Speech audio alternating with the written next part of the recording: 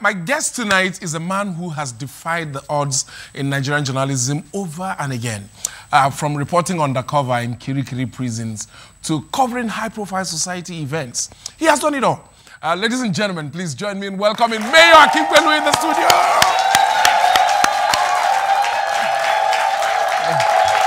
You're welcome, sir. My pleasure being here. The mayor of journalism. You're welcome, sir. It's good to have you in the studio today. Thank you. Yeah, let's get straight into it. You've been a special advisor media to a one-time Senate President, Senator Adolphus Wabara. Yes.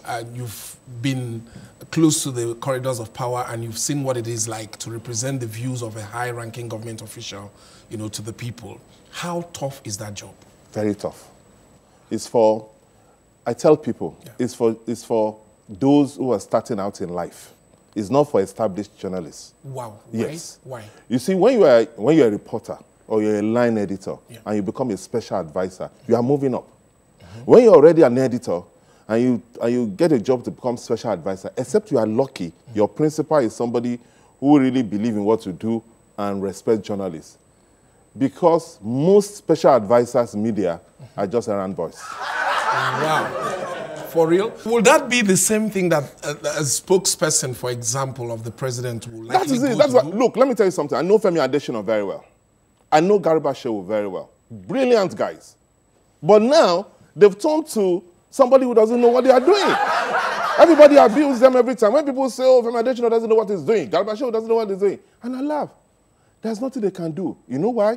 When they take decisions, you are not even there. Femi Adesina is supposed to be a cabinet member. He attends cabinet meetings. Yes. But when they want to take key decisions, sometimes he won't be there. They will do it during the night. Yeah, they will do it during the night, and they will come in the morning, and they will tell you that this is the position. Go and defend it. Wow. In most cases, that's what happens. So they've already taken the decision. Even when you don't agree with that decision, then they come to you and tell you this is our position. So in some ways, the job sometimes conflicts with your core values as a journalist. Of course. Before we take a break, if you were in Adesina's shoes now, what would you do differently? I would resign. I would leave. Well, this has been very, very riveting, and I'm sure that people at home want to hear more.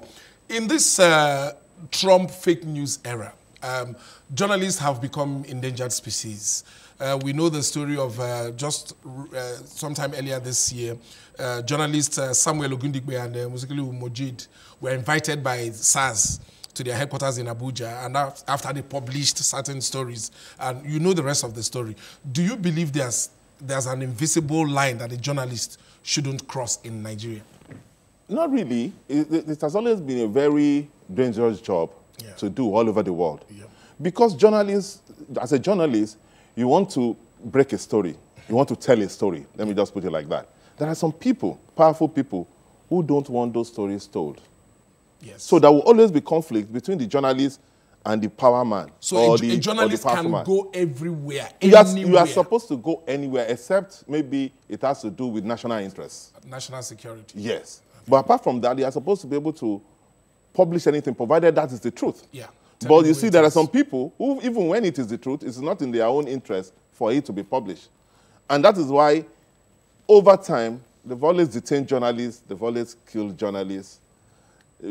Things are better now because of democracy. Under the military, things were so... There was one madman called Colonel Omenka. At that time, I remember Colonel Omenka would just invite you to DMI in Apapa and tells you that, look, my friend, next time they bring you to this office, I will flush you down that toilet. Wow. Yes. Wow. Yes. Colonel Omenka. He has appeared. Now, that's what he would tell you. Imagine somebody calling a journalist. There was one guy called Faye. Faye was put in the dungeon in DMI for years. How the guy didn't run mad, I can't fathom it. Because when you go to DMI then, you'll be hearing Faye singing in the dungeon there, singing Christian songs. He was kept there for almost about 1.5 years, 2 years. Inside dungeon in DMI. For doing his job? Yes. So they've always, journalists always, you know the story of Khashoggi that just... recently. There are some people who will just believe that they are not comfortable with what you want to say and if you say it, they will come after you. Okay. How do we tell between fake news and real news, especially in this era where everyone, conscious of social media, is a journalist? Before, it's so easy.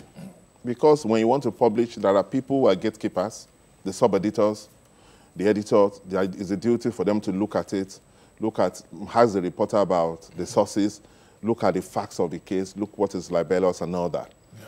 But social media has changed all that. Like I said, everybody is now a journalist. And most of these people are not trained. You understand? Yes, yes. And it's just like when GSM first came to Nigeria.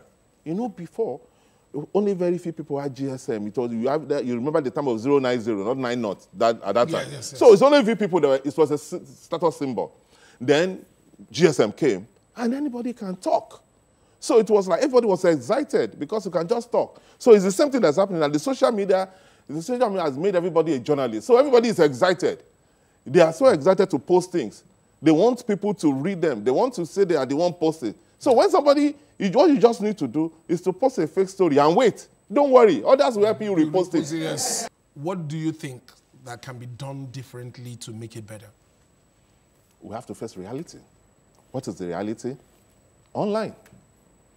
Everybody. Once in a while, you can still do the physical aspect of it, but nobody wants to read it. You just do it like a special edition now. Yeah. Everything has to be online because if you don't do that, you'll be left behind. You'll be left behind. Nobody wants to go You'll be to serving stale news. Nobody wants to go to any vendor and be asking, where is global excellence? They don't have that time. Unless you want to do strictly investigative pieces.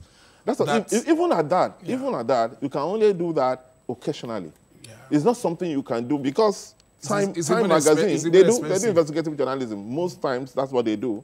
But they cannot even sustain it on a weekly basis. Yeah. So they have to be online. That's the reality. Social media has changed the world. The internet has changed everything. So everything now is news on the go.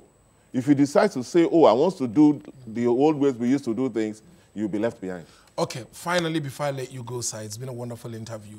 If you are called upon today to say, come and be the media spokesperson for a serving Nigerian president. No, I won't do that. That's what I'm saying. I won't do that because I've been privileged to be special advisor to the number 3 persons. So the answer and I know that there's nothing there. That's why if you really see, the only thing you can gain What of Minister for Information? No, yes.